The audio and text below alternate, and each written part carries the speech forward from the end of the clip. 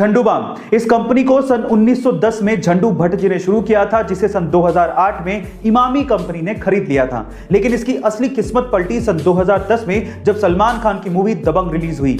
इस मूवी का एक गाना मुन्नी बदनाम हुई काफी ज्यादा फेमस हो गया था और उसकी एक लाइन मैं झंडू बाम हुई लोगों की जुबान पर चढ़ गया था, जिसकी वजह से झंडू बाम की सेल्स डबल हो गई थी। लेकिन फिर भी इमामी कंपनी को झंडू बाम का नाम बिना परमिशन के यूज करना कुछ रास नहीं आया और इमामी कंपनी ने फिल्म के प्रोड्यूसर्स पर कॉपीराइट का केस कर दिया। लेकिन बाद में कोर्ट के बाहर सेटलमेंट हो गया और मलाइका अरोड़ा झंडू बाम की ब्रांड एम्बेसडर बन गई। गाइस, इसे कहते हैं किस्मत। बैठे बैठे सेल्स भी डबल हो गई और मलाइका अरोड़ा जैसी ब्रांड एम्बेसडर भी मिल गई। आपको ये फैक्ट सुन के कैसा लगा कमेंट सेक्शन में जरूर लिखिएगा। और ऐसे में इंग्लिश में ऐसे बहुत से वर्ड्स हैं जिनके बारे में हमें अच्छे से पता नहीं होता, इसी वजह से हम उन्हें गलत तरीके से इस्तेमाल करते हैं। उन्हीं में से दो वर्ड्स हैं पॉइजनस एंड वेनमस। गाइस, मान लीजिए कि आपने कोई ऐसी चीज खाई है या फिर ऐसा कोई एनिमल खाया है जो कि जहरीला है, जिसकी वजह से आपकी मौत हो गई है। इन दैट केस वो चीज या फिर वो एनिमल आपके लिए है पॉइजनस। लेकिन अगर कोई एनिमल आपको बाइट करे या खाए और उसकी वजह से आपकी मौत हो जाए, इन दैट केस वो आपके लिए पॉइजनस नहीं है, वो आपके लिए है वेनमस। जैसे कि स्नेक आपके लिए है वेनमस। क्या इसके पहले तक इफेक्ट आपको पता था? और अगर नहीं पता था तो कमेंट सेक्शन में जरूर लिखिए। आम को फलों का राजा कहा जाता है और सीजन आने पर हर कोई इसके स्वाद का मजा लेना चाहता है, लेकिन जिसे शुगर या डायबिटीज है वो चाहकर भी इसके स्वाद का मजा नहीं ले पाते। उन्हें अपना मन मारना पड़ता है क्योंकि उन्हें अपनी बॉडी का शुगर लेवल मेंटेन करना पड़ता है। लेकिन शायद अब शुगर के मरीजों को इस बात की चिंता ना करनी पड़े, क्योंकि हमारे पड़ोसी देश पाकिस्तान के कुछ एक्सपर्ट्स ने scientifically modified sugar free mango बना लिए। जी हां गाइस, आप ठीक सुन रहे हैं, शुगर फ्री मैंगो अब मार्केट में आने वाले हैं, जो कि सोनारो, ग्लेन और कैट के नाम से मिलेंगे, जिसमें 4 से 6% ही शुगर का कंटेंट होगा।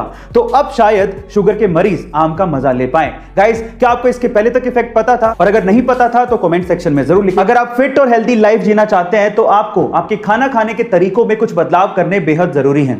उसमें से सबसे पहला बदलाव है आपको ठंडा खाना खाने की आदत छोड़नी पड़ेगी। बहुत से ऐसे लोग हैं जो कि खाने को भी ठंडा करके खाते हैं, पता नहीं क्यों, लेकिन उससे आपके डाइजेशन सिस्टम पे प्रभाव पड़ता है। आपके डाइजेशन सिस्टम को ज्यादा समय और ज्यादा एनर्जी लगती है खाना पचाने में। इसके अलावा भरपेट खाना भी नहीं खाना चाहिए, कुछ तो पेट को खाली छोड़ना ही चाहिए। आयुर्वेद ये कहता है कि भरपेट खाना ना खाने से आपका खाना बड़े आसानी से पचता है। और दूसरा, आपको व्हाइट राइस कितने भी पसंद हो, अगर आप वेट को लूज करना चाहते हैं तो आपको व्हाइट राइस यानी कि सफेद चावल छोड़ने पड़ेंगे। हाँ, इसकी जगह पे आप ब्राउन राइस खा सकते हैं, क्योंकि ब्राउन राइस में व्हाइट राइस के मुकाबले आधी ही कैलोरी होती है। गाइस, आपको ये हेल्थ टिप कैसे लगे कमेंट सेक्शन में जरूर। बहुत से लोग, इनफैक्ट एलोन मस्क भी इंसानी बस्ती को मार्स पे बसाना चाहते हैं, पर सवाल यह है कि हमने मार्स को ही क्यों चुना?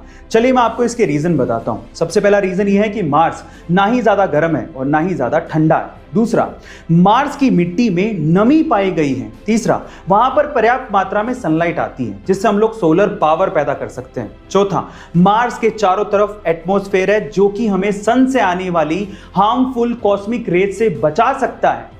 पांचवा, मार्स में डे नाइट साइकिल अर्थ के जैसी है, यानी कि लगभग 24 घंटे में ही डे नाइट साइकिल पूरी हो जाती है। और छठा, जो कि सबसे इंपॉर्टेंट पॉइंट है, हमारे सोलर सिस्टम में अर्थ के अलावा मार्स ही अकेला ऐसा प्लैनेट है जो कि हैबिटेबल जोन में आता है। गाइस, क्या इसके पहले तक इंफॉर्मेशन आपको पता थी? और अगर नहीं पता थी तो कमेंट सेक्शन में जरूर लिखिएगा।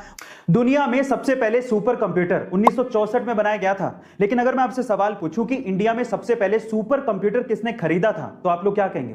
देखिए, अगर आप किसी आईआईटी का या फिर इसरो का या फिर किसी गवर्नमेंट ऑर्गेनाइजेशन का नाम लेने वाले हैं तो आप लोग गलत हैं। एक्चुअली इंडिया में सबसे पहले सुपर कंप्यूटर खरीदा था चंपकलाल चौकसी ने। चौंक गए ना? और वो भी 1970 में 8 करोड़ रुपए देके।